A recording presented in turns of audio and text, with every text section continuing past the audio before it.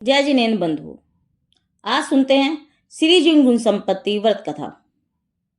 वंदो आदि जिनेन्द्र पद मन वच शीश नवाय, जिन गुण संपत्ति व्रत कथा कहूं भव्य सुखदाय।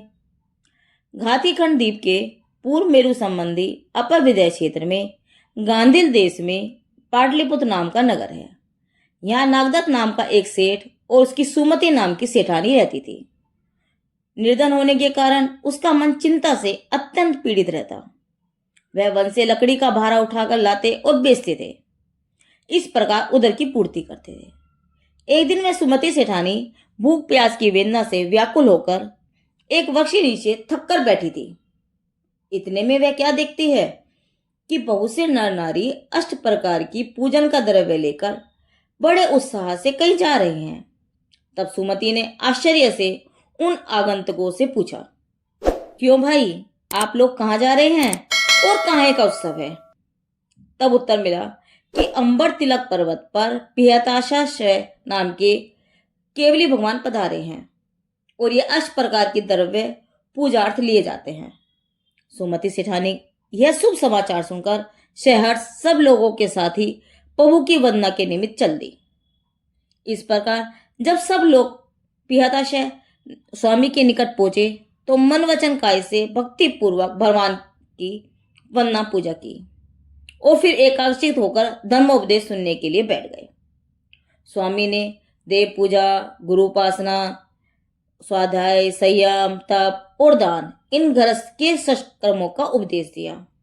के पश्चात अहिंसा, सत्य, अचौर्य, ब्रह्मचर्य और परिग्रह प्रमाण इन पांचों अनुव्रतों और इनके रक्षक 4 शिष्याव्रत और 3 गुणव्रत इन 7 शीलों को ऐसे 12 व्रतों का उपदेश दिया और सबसे प्रथम कर्तव्य सम्यक दर्शन का स्वरूप समझाया।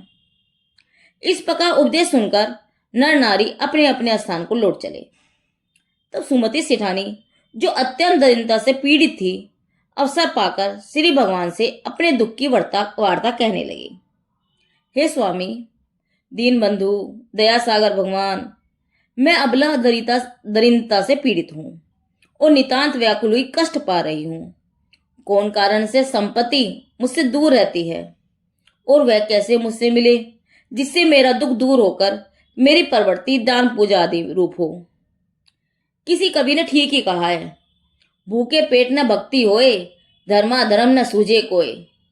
इसी कहावत के अनुसार जब सब लोग धर्मोपदेश सुन रहे थे तब यह दरिद्र सुमति सेठानी अपने दारिंदे रूपी तत्व के विचार में ही निमग्न थी, जो कि अवसर मिलते ही झट से कह सुनाया।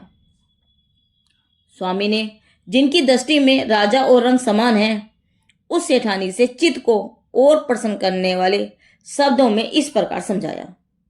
हे बेटी सुमति, सुन। पलासकूट नामक नगर में दुविलह नामक ग्रामपति रहता था।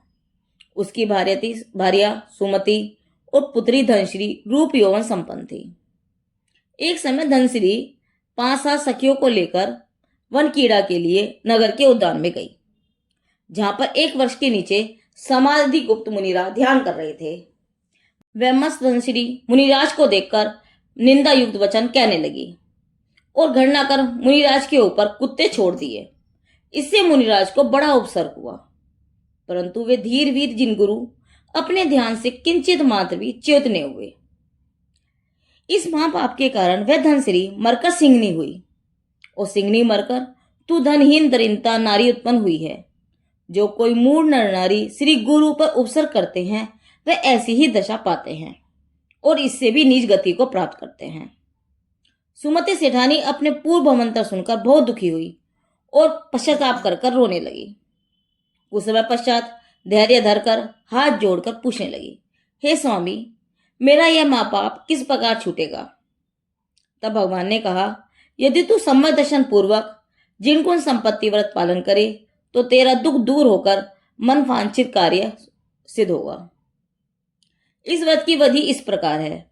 प्रथम ही 16 कारण भावनाएं जो तीर्थंकर प्रकृति के आश्रम का कारण है उनके 16, पंच परमेश्वरी के 5, अष्टप्रतिहार्य के 8 और 34 अतिशयों के 34 इस प्रकार कुल 63 उपवास या प्रोषद करे और इन उपवास के दिनों में समस्त घर आरंभ का त्याग कर श्री जिनेन्द्र भगवान का अभिषेक और पूजन विधान करो।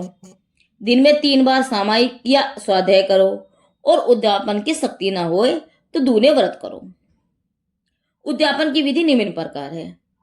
श्रीफल, अखरोट, खारक, बादाम इत्यादि प्रत्येक प्रकार के 63 फल और अष्टद्रव्य से भगवान की महाअभिषेक पूर्वक पूजन करें। जिनालय में चंदोवा, चंवर, छत्र, झालर, घंटा आदि उपकरण भेंट करो तथा 63 ग्रंथ लिखवाकर श्रावक श्राविकाओं में ज्ञानावरण कर्म के क्षय होने के लिए बांटे। वह जिनालय के सरस्वती भंडार में ग्रंथ पधराएं। खूब उत्सव करें, अतिथियों को भोजन देवें, वह दीन दुखी का यथासंभव दुख दूर करें इत्यादि।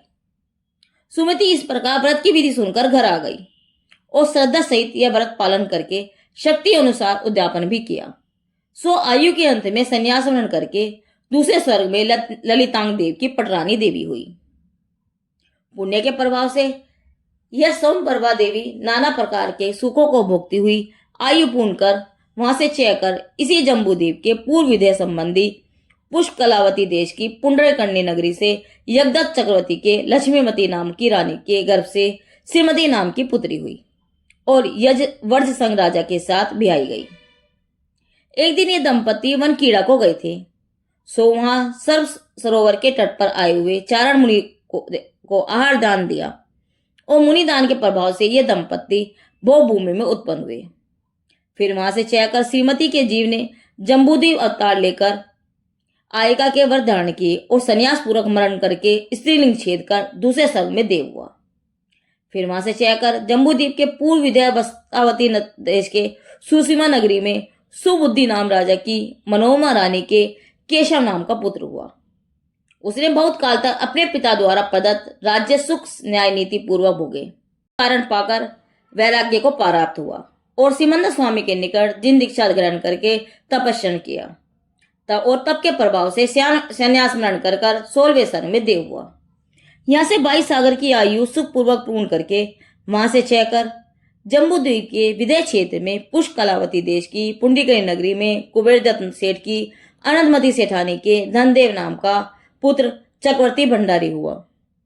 एक दिन वह धनदेव चक्रवर्ती के साथ मुनिराज की वंदना को गया। स्वामी का उपदेश सुनकर उसने वैराग्य को प्राप्त होकर जिन दीक्षा धारण की और तप कर संन्यास मरण कर सवार सिद्धि में अहमेंद्र हुआ। फिर वहां से चयकर भरत क्षेत्र के कुरुजांगल देश की हसनापुर नगरी में श्रेयांश नाम का राजा हुआ और कितने ही काल तक राज्य सुख भोगे। उसके पश्चात श्री ऋषभ देव भगवान को आहार दान दिया, जिसके कारण दानियों में प्रसिद्ध प्रथम दानवीर कहलाया, जिसकी कथा आज तक व्याख्यात है।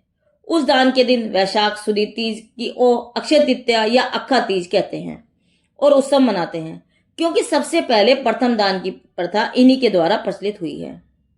वे प्रसिद्ध दानी राजा श्रेयांश भगवान ऋषभ देव के मुख से धर्मोपदेश सुनकर जिन दीक्षा लेकर तप करने लगे और अपने शुक्ल ध्यान के प्रभाव से केवल ज्ञान को प्राप्त होकर मोक्ष प्राप्त किया। इस प्रकार सुमति नाम की दरीन सेठानी ने जिनकुन संपत्ति व्रत समझ दर्शन सहित पालन कर अनुक्रम से मोक्ष प्राप्त किया और भव्य जीव यदि इस व्रत को पाले तो क्या नहीं उत्तम फल तो पाएंगे ही, अर्थात अवश्य ही पाएंगे।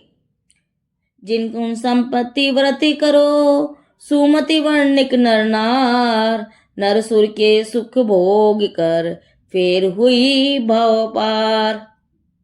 श्री जिन व्रत कथा संग्रहकर्ता और लेखक पंडित दीपचंद वर्णी जी से जिन गुण संपत्ति व्रत कथा पूरी हुई।